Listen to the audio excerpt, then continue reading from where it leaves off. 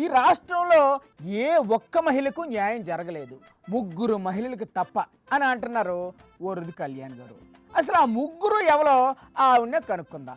నమస్కారం మేడం. ఈ రాష్ట్రాన్ని చంద్రబాబు నాయుడు గారు దోపిడీలో బంగ్లాదేశ్ కి బాబులా, శ్రీలంకకి చెల్లిగా ఈ రోజు మార్చేసిన పరిస్థితి మనం చూస్తూ ఉన్నాము. ఇంకా అయ్యో ఆఫ్రికాకు అక్కలా మార్చలేదు. ఏమంటే ఏం చెప్తున్నారు చంద్రబాబు నాయుడు గారు? ఏంటి చెప్తున్నారు? హామీలు చూస్తే ఇతనికి భయమేస్తుందంట, ఖజానా ఖాళీ అయిపోయిందంట, గల్లా పెట్టి ఖాళీ అయిపోయిందంట, అప్పులు ఎవరు ఇవ్వట్లేదంట. అవును మేడం, ఆయన సంపద సృష్టిస్తామన్నారు కదా. సంపాదించే మార్గం మీరే చెప్పండి అని మళ్ళీ తిరిగి ప్రజలకు అడుగుతూ ఉన్నారు. మరి ఆయనతో కావట్లేదు, ఏడ్సేయమంటారు. మరి ఈ విషయాలన్నీ ఎన్నికల టైంలో మీకు తెలియదా చంద్రబాబు నాయుడు గారు అని నేను అడుగుతూ ఉన్నాను. ఎందుకు తెలదు, తెలిసే హామీలు ఇచ్చారు. ఈ రాష్ట్రంలో ఉన్న ఏ మహిళలకు కూడా ఏమీ మేలు జరగలేదు, గాని 3 మహిళలకు మాత్రం బాగా మేలు జరిగింది. అవునా?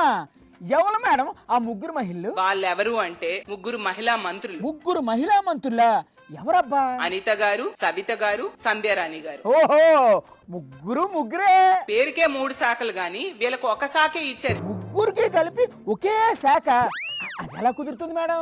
ఇంతకీ ఏ శాఖ ఇచ్చారండి ఈ 3కి కలిపి? ఏంటంటే మా జగనాన్నని తిట్టడం. అంటే 3 బిజీగా ఉన్నారన్నమాట.